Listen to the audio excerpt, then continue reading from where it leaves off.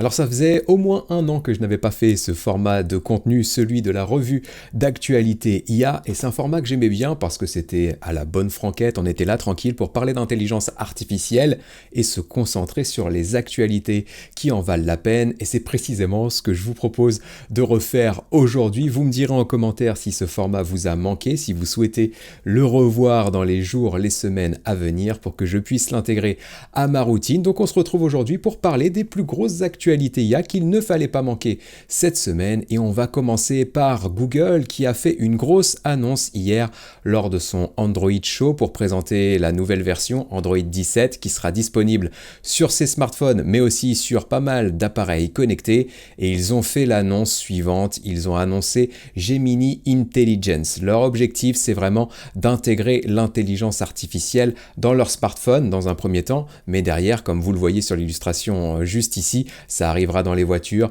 dans les montres, ça arrivera dans tous les appareils Google, et c'est assez game changer car en fait là, l'intelligence artificielle va sortir d'une simple application. Aujourd'hui, sur nos smartphones, on utilise l'intelligence artificielle dans l'application Gemini, dans l'application ChatGPT ou l'application que vous préférez. Et bien là, avec Gemini Intelligence, l'intelligence artificielle sera directement dans votre mobile. Et en gros, ce qu'a annoncé Google, eh bien, c'est qu'on allait passer d'un système d'exploitation, un OS traditionnel, à un système d'intelligence. Maintenant, le but, ça va être de vous proposer des appareils où l'intelligence artificielle sera omniprésente et elle sera même proactive pour répondre à vos besoins avant même que vous les formuliez. Donc Gemini Intelligence va arriver avec Android 17, ça sera un déploiement dès l'été pour tous les appareils Galaxy et Pixel. Ça viendra ensuite pour les montres, les voitures et les ordinateurs. Et petit coup de théâtre quand même, Gemini a fait cette annonce un mois avant les prochaines annonces d'Apple pour le futur iOS et notamment le futur Siri, et on a appris il y a quelques semaines maintenant que Siri allait intégrer Gemini. Donc j'ai hâte de voir comment ça va se passer sur les iPhones après avoir vu les annonces de chez Google. Et le but aussi de mes revues d'actualité IA, ça va être de vous montrer pourquoi j'ai choisi cette actualité, pourquoi vous devez y faire attention, et notamment vous donner une astuce quand ce sera nécessaire pour que vous puissiez d'ores et déjà en tirer profit. Et donc là, ce qui va se passer avec l'arrivée de l'intelligence artificielle, du système d'intelligence directement dans les appareils Google, et ça va forcément arriver dans les autres appareils derrière, eh bien vous allez devoir anticiper ce qu'on appelle le search agentique. Ce qui va se passer, c'est que demain, ce n'est plus vous qui ferez vos recherches sur Internet, mais c'est un agent d'intelligence artificielle qui va chercher à votre place. Et donc sa manière de rechercher les informations va être différente de notre manière de faire. Et donc si vous souhaitez apparaître dans les résultats de ces agents IA, vous allez devoir privilégier des contenus qui sont clairs, qui sont structurés, qui répondent à certaines caractéristiques. Et pour savoir lesquels, eh bien vous pouvez utiliser l'astuce qui est juste ici. Demandez à votre outil d'intelligence artificielle préféré de vous recommander une ressource sur le sujet sur lequel vous souhaitez apparaître dans les recommandations.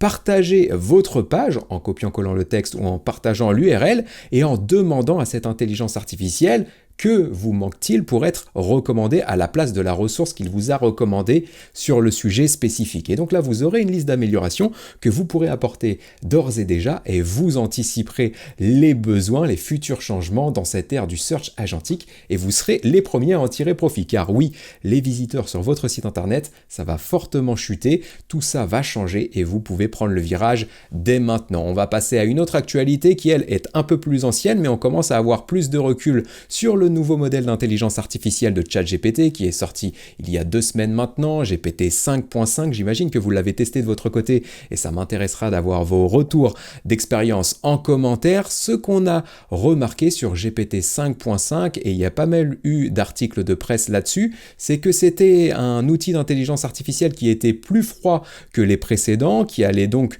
vous répondre de manière plus synthétique que précédemment, avec moins d'émojis et peut-être avec moins de la politesse qui le caractérisait jusqu'à présent, pour le dire poliment. Et donc ça va changer plusieurs choses. Ça va déjà changer l'efficacité de l'intelligence artificielle. Et ce qu'on a remarqué sur GPT 5.5 avec ce changement de ton notamment, eh bien c'est que l'intelligence artificielle hallucinait 2 fois moins, 52,5% d'hallucination en moins sur les sujets sensibles. Donc on commence à gagner encore plus en fiabilité sur les réponses de l'intelligence artificielle. Et l'autre chose aussi qui est apparue, et là c'est pareil, ça va être une tendance dans le monde de l'IA, on l'a déjà remarqué l'année dernière et ça accélère cette année, on le voit sur Claude, on le voit sur Gemini et on le voit aussi sur ChatGPT, la mémoire s'est encore développée et maintenant GPT 5.5 l'utilise vraiment en profondeur et ce qu'il va faire également, c'est vous partager les informations dans sa chaîne de pensée, vous dire quelles sont les informations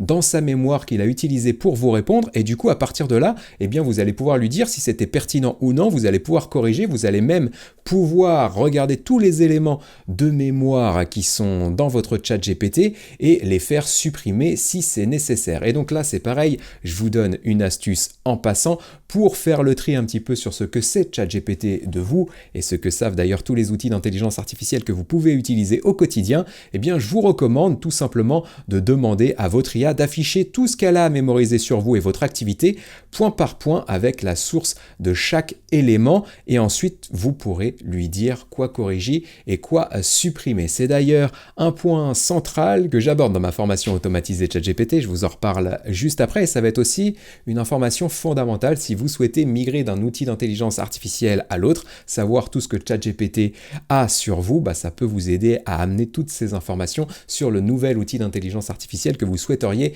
utiliser à la place ou en complément. Et il y a eu une autre nouveauté du côté de ChatGPT qui fait appel à un outil d'intelligence artificielle que je trouve clairement sous-coté. C'est sans doute pour moi l'outil d'intelligence artificielle le plus sous-coté de 2026. On parle beaucoup de Claude Code, on a beaucoup aussi parlé de Claude Codex, qui est l'alternative d'OpenAI, de ChatGPT, qui fait les mêmes choses et qui les fait au moins de manière aussi efficace. On en parle un peu moins et Codex, OpenAI, vient de sortir une nouvelle fonctionnalité qui va vous permettre d'utiliser Codex sur mobile et qui va vous permettre de donner des ordres à Codex depuis votre smartphone pour qu'il travaille directement sur votre ordinateur. Donc ça, c'est assez game changer. Il y a une fonctionnalité assez similaire sur Claude qui s'appelle Dispatch. Là, ça arrive sur Codex et moi, très clairement, je l'utilise. Là, ça y est, je me suis mis à le tester il y a quelques heures déjà.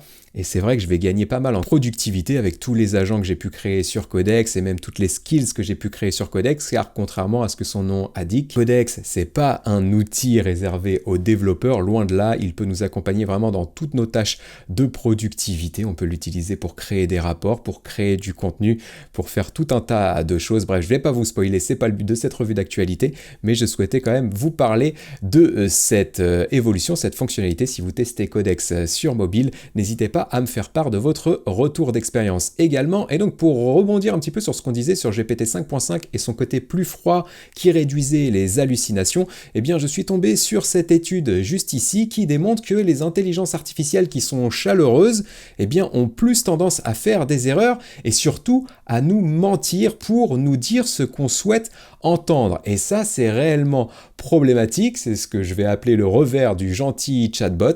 Plus une IA est chaleureuse, eh bien, plus elle va à nous mentir et les mensonges peuvent aller jusqu'à 30% de plus par rapport à une intelligence artificielle plus froide. Donc là, ça explique aussi ce qu'on peut avoir du côté des hallucinations avec le nouveau GPT 5.5. Et donc, cette étude a été publiée sur 400 000 réponses générées et évaluées d'intelligence artificielle. Donc, on a moins 30% de précision sur une IA chaleureuse et plus 40% de validation des croyances fausses. Ça, vous l'avez sans doute déjà remarqué, notamment quand vous partagez une idée à l'intelligence artificielle, la plupart du temps, elle va vous dire que vous êtes un génie et que votre idée, c'est la meilleure et qu'il faut la mener jusqu'à son terme. Eh bien, ce que je vous propose de faire pour contrer tout ça, c'est d'aller dans les instructions de l'outil d'intelligence artificielle que vous utilisez et de mettre l'instruction suivante. Vous lui dites « Ne cherche pas à me faire plaisir ni à valider mes hypothèses, sois précis, pas agréable, si je me trompe, dis-le et explique pourquoi, donne-moi toujours le contre-argument le plus solide. » Si vous donnez cette instruction à votre outil d'IA, il arrêtera de vous faire plaisir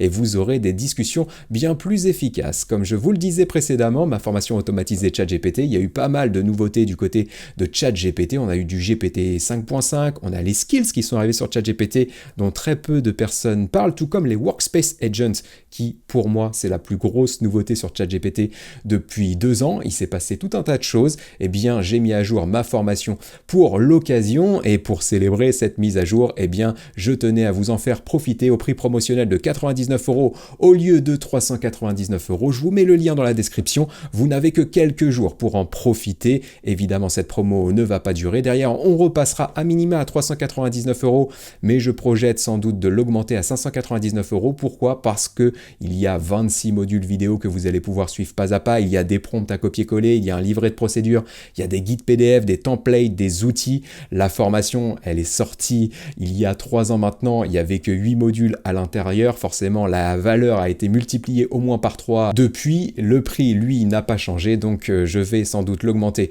prochainement. Bref, je vous mets le lien dans la description. Vous allez avoir le programme, les bénéfices, les avis clients, etc., etc. Et vous allez pouvoir en profiter si vous vous dépêchez au prix promotionnel de 99 € au lieu de 399 €. Une fois que vous cliquez sur le bouton, vous recevez l'intégralité des modules et des livrables et vous pouvez les actionner dès maintenant. J'en ai terminé pour la promotion et on va passer à l'actualité suivante qui, elle, est un petit peu plus effrayante. Vous avez sans doute entendu parler d'une intelligence artificielle qui s'appelle Mythos du côté d'Anthropic et c'est une intelligence artificielle tellement puissante, notamment de par son autonomie, que Anthropic a décidé tout simplement de la mettre en stand-by et de ne pas la proposer. La problématique, c'est que cette intelligence artificielle Mythos, eh bien, elle a fuité et il y a des hackers qui en ont profité pour l'utiliser pour développer un virus zero day. Donc là, c'est technique, je ne vais pas développer le concept. D'ailleurs, je ne suis pas le mieux passé pour vous en parler. Mais en gros, c'est un virus qui bypass, qui permet d'outrepasser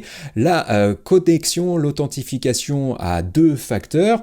Jusqu'alors, c'était ultra sécurisé pour nous. On avait notre mot de passe et derrière, soit la possibilité de s'authentifier avec un code par SMS ou d'utiliser une application comme Google Authenticator ou d'autres possibilités. On pensait que ça suffisait. Et bien maintenant, ça ne suffit plus. Ce virus était créé pour une campagne de cyberattaque forcément sur les plus gros outils que nous utilisons au quotidien et elle a été arrêtée par Google in extremis puisque Google a remarqué dans le code qu'il était trop propre pour être un code humain et il a remarqué aussi qu'il y avait pas mal de mentions pédagogiques dans le code de ce virus qui est assez emblématique des codes développés par l'intelligence artificielle. Mais voilà, on en arrive là. Maintenant, l'intelligence artificielle peut développer des virus et peut développer des virus qui démontent tous les niveaux de sécurité actuels. Donc là, je vous recommande de passer, quand c'est possible, les meilleurs outils commencent à proposer ça, de la double authentification au passkeys.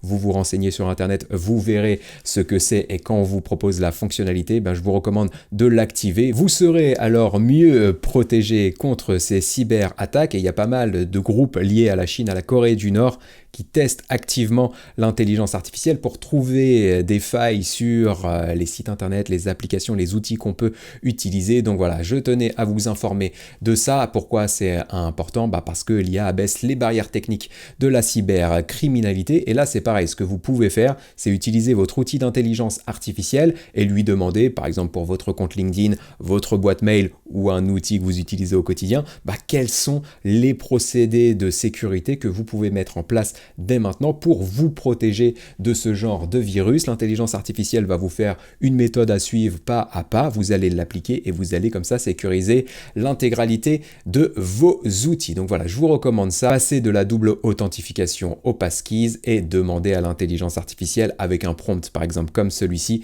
de vous lister par ordre de priorité les mesures de cybersécurité que vous devez vérifier et mettre en place dès maintenant. On va passer à l'actualité suivante et c'est une actualité qui nous concerne, nous en France, avec l'intelligence artificielle Mistral. Et là, j'ai mis cette actualité pour savoir un petit peu où vous en étiez avec Mistral AI. Moi, je vais être totalement honnête avec vous, ça fait pas du tout partie des intelligences artificielles que j'utilise au quotidien. Pour moi, je trouve que c'est encore peu performant par rapport à ce qu'on peut avoir sur du ChatGPT, du Claude, du Gemini et les autres outils d'IA qu'on a sur le marché. Néanmoins, il y a une grosse évolution là depuis quelques semaines, notamment avec la sortie de Mistral Medium 3.5 qui est un peu l'équivalent de Thinking, qui va comporter notamment un combo entre la réflexion, le code et les compétences, les skills. Et ils ont sorti une autre fonctionnalité qui s'appelle Work framework et qui va vous permettre de travailler avec des agents, de connecter des outils notamment. Donc on commence à se retrouver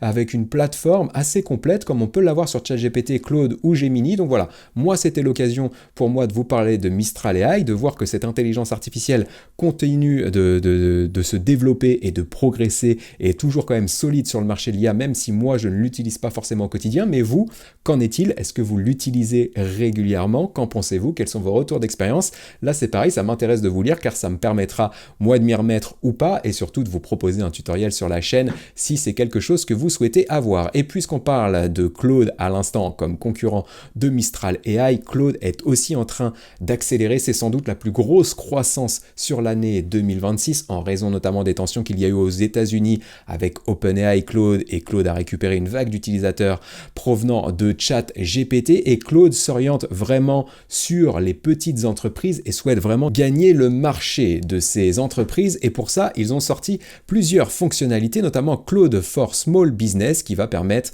de connecter Claude à plein d'outils d'intelligence artificielle. Vous avez la page juste ici et comme vous pouvez le voir, vous allez pouvoir connecter Claude à Excel, vous allez pouvoir connecter Claude à tout un tas d'outils, à Google Workspace également, vous allez pouvoir travailler avec Claude dans la suite des outils Google, ça va être intéressant, dans Microsoft, dans PayPal, dans Quillbot, dans Canva, etc., même dans HubSpot, Slack, etc., vous allez pouvoir connecter tous ces outils à Claude et forcément, ça va vous permettre d'intégrer de manière plus stable et plus durable cette intelligence artificielle dans vos outils du quotidien et aussi réduire les points de friction qui seraient de jongler entre différentes applications. Là, vous allez pouvoir tout travailler sous Claude et forcément, vous allez gagner en productivité. Donc, ce qu'on pourrait dire là, c'est vraiment que Anthropic et ChatGPT est en train vraiment de suivre derrière, comme je le disais précédemment, avec Codex, et on voit des évolutions avec les agents IA qui sont arrivés dans ChatGPT, je vous parlais des skills aussi précédemment, voilà, on arrive vraiment dans l'ère des agents d'intelligence artificielle, on en a eu les prémices l'année dernière, là ça accélère vraiment, on passe d'une intelligence artificielle qui répond à une intelligence artificielle qui agit, et en plus de ça, pour le moment, Anthropic vient de sortir 10 modèles d'agents d'intelligence artificielle pour la finance. Donc on est dans ce domaine d'activité pour le moment. Ces agents d'intelligence artificielle, vous en avez une page de présentation juste ici pour déléguer toutes les tâches de la finance à Claude. Et évidemment, s'ils ont fait ça pour la finance, ils le feront pour d'autres domaines d'activité. Et donc là, ce qu'il faut aussi comprendre, c'est que votre habileté à prompter à l'intelligence artificielle, ça va être de moins en moins important. Vous devez déjà vous former à tout ce qui est agent d'IA, à tout ce qui est automatisation. Et c'est aussi la raison pour laquelle je souhaitais vous proposer ma formation automatisée ChatGPT au prix promotionnel de 99 € au lieu de 399 € comme je le disais précédemment, puisqu'il y a vraiment des compétences à acquérir ici. Si vous ne souhaitez pas vous faire dépasser, intégrer ces technologies dans votre domaine d'activité, puisque sans doute vos concurrents ou d'autres personnes qui pourraient être employées à votre place sont en train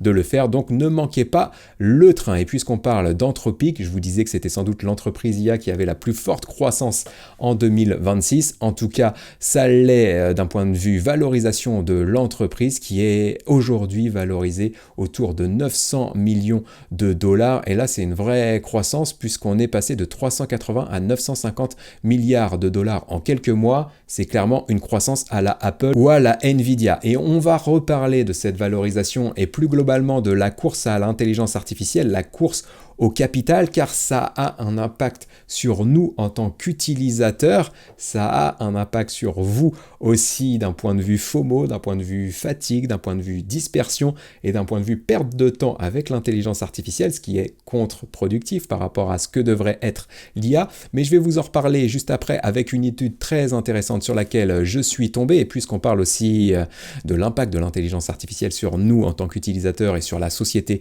en général, je suis tombé sur cette actualité de Airbnb qui annonce qu'aujourd'hui le code de sa plateforme et de ses différents outils est écrit à hauteur de 60% par l'intelligence artificielle. Et ça, forcément, ça va avoir un impact sur le monde des développeurs, sur l'embauche aussi des développeurs. S'il y a fait 60% du travail, je vous laisse faire le calcul sur les licenciements ou en tout cas le gel des embauches que tout ça pourrait provoquer. Et d'ailleurs, il y a eu une étude juste ici qui annonce que sur le premier trimestre 2026, l'industrie de la tech a réduit son nombre d'employés de 80 000 employés à cause de l'intelligence artificielle. En tout cas, 50% de ces 80 000 sont affectés par l'intelligence artificielle. Donc voilà, on a de l'impact sur le marché de l'emploi.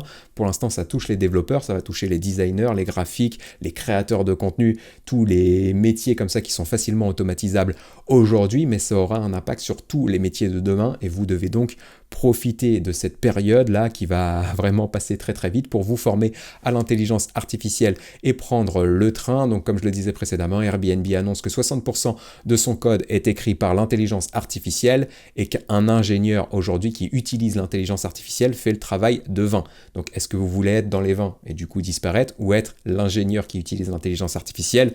On parle de code, on peut parler de n'importe quel métier. Et donc, comme on le disait en toile de fond, 78 000 à 90 000 postes dans la tech ont été supprimés sur le premier trimestre 2026 à cause de l'intelligence artificielle. Et une autre actualité qui va sans doute nous faire plaisir, nous qui sommes bridés dans l'Union européenne et spécifiquement en France en raison de l'AI Act, on a du mal à avoir les fonctionnalités en bêta des plus gros outils d'intelligence artificielle parce que finalement l'AI Act interdit tout ça. Eh bien, l'Union européenne serait en train de réfléchir un petit peu à une simplification de son AI Act, peut-être le rendre moins rigide pour ne pas perdre en compétitivité. Là, l'Union européenne, avec cet accord du 7 mai, est en train de se rendre compte que l'AI Act est bien trop restrictif et que ça va finalement nous faire perdre en compétitivité, que c'est un frein à l'innovation pour l'Union européenne. Donc l'Europe a décidé de simplifier et de reporter certaines mesures, notamment l'accord AI Omnibus qui imposait des obligations quand même très très strictes aux outils d'intelligence artificielle au risque. Donc au risque, comprendre les outils d'intelligence artificielle qui utilisent nos données personnelles principalement, tout ça s'est repoussé jusqu'à 2027 voire 2028 et le marquage des contenus générés par intelligence artificielle, vous le savez peut-être, c'est vraiment une règle qui va être imposée par l'AI Act. Si vous créez du contenu par intelligence artificielle, que ce soit sur une chaîne YouTube, sur votre site internet, sur vos réseaux sociaux, vous allez devoir le mentionner. Et bien ça, c'est décalé au 2 décembre 2026. Ça devait arriver pendant l'été, ça arrivera finalement pendant l'hiver, mais ça va arriver. Donc vous pouvez d'ores et déjà vous préparer à tout ça. Là aussi, une fois n'est pas coutume, en anticipant la transparence dès maintenant. Comment? En utilisant votre outil d'intelligence artificielle préféré, vous lui dites qui vous êtes, vous lui dites ce que vous faites avec l'intelligence artificielle et sur quel canal vous le faites, et vous allez pouvoir lui demander à cette intelligence artificielle d'appliquer les règles de transparence de l'AI Act à votre contenu, à votre livrable, et lui demander une checklist concrète pour savoir quoi afficher et où l'afficher sur vos contenus. Là, c'est pareil, prenez les devants, n'attendez pas décembre 2026 pour le faire. Je vous dis ça, je me le dis aussi moi-même pour me motiver à le faire, puisqu'on est vraiment happé par notre quotidien. Et ça, clairement, ça va être des actions qui nous font perdre pas mal de temps pour moi, à mon avis, pas grand-chose, mais ça reste mon avis à moi. En tout cas, voilà, sachez que ça va exister. Sachez aussi que les moteurs de recherche aiment bien quand on indique qu'un contenu a été créé par intelligence artificielle. Contrairement aux idées reçues, les moteurs de recherche, ne font pas la chasse au contenu IA. Si ça apporte de la valeur, ils sont prêts à les pousser dans les moteurs de recherche. Par contre, ils n'ont pas envie qu'on les prenne pour des idiots et ils ont envie d'avoir la mention directement. Et puis, je voulais terminer avec un chiffre et rebondir un petit peu sur ce que je disais précédemment avec la valorisation d'Anthropic à quasiment 900 milliards de dollars. Je vous ai expliqué que ça avait un impact sur nous en tant qu'utilisateurs. Eh bien, il y a aussi un chiffre record là qui vient de sortir sur le premier trimestre 2026. Les entreprises de l'intelligence artificielle ont levé en cumulé 297 milliards. Donc ça, c'est énorme. C'est tout simplement un record pendant que des emplois disparaissent tel que c'est noté juste ici. Et sur l'année, on prévoit des investissements à hauteur de 2500 milliards de dollars, soit une hausse de 44%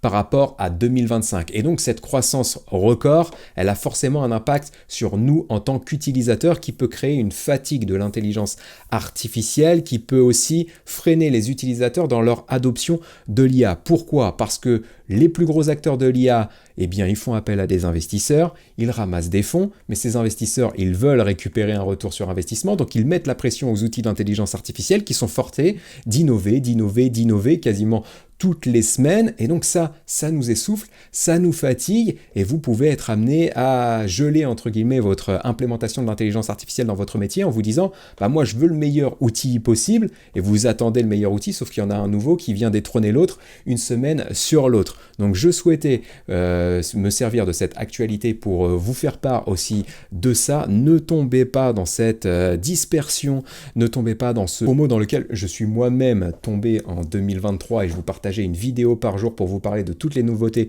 autour de l'intelligence artificielle. J'en suis revenu de tout ça, j'ai vu que c'était effectivement un frein pour toutes les entreprises qui souhaitaient implémenter l'IA. Aujourd'hui, vous avez des outils d'intelligence artificielle qui sont stables, du ChatGPT, du Claude, du Gemini, et ces outils d'intelligence artificielle, vous pouvez d'ores et déjà les implémenter dans votre quotidien, définissez vos process, intégrez l'IA dans vos process en restant sur un seul et même outil ou en complétant une base d'outils si vous en avez la nécessité, mais s'il vous plaît, ne partez pas en quête du meilleur outil d'intelligence artificielle, l'outil d'IA ultime qui serait meilleur que tout le temps sur toutes les tâches de votre domaine d'activité. Là, on n'y est plus du tout, on est vraiment dans une ère d'ailleurs du multi-IA. Les outils d'intelligence artificielle ont leurs points forts, ont leurs points faibles. Claude va être meilleur que ChatGPT sur certaines tâches, ChatGPT va être meilleur que Claude sur d'autres tâches, donc parfois, vous aurez besoin de ces deux outils d'intelligence artificielle ou de 2-3 outils d'intelligence artificielle dans votre boîte à outils.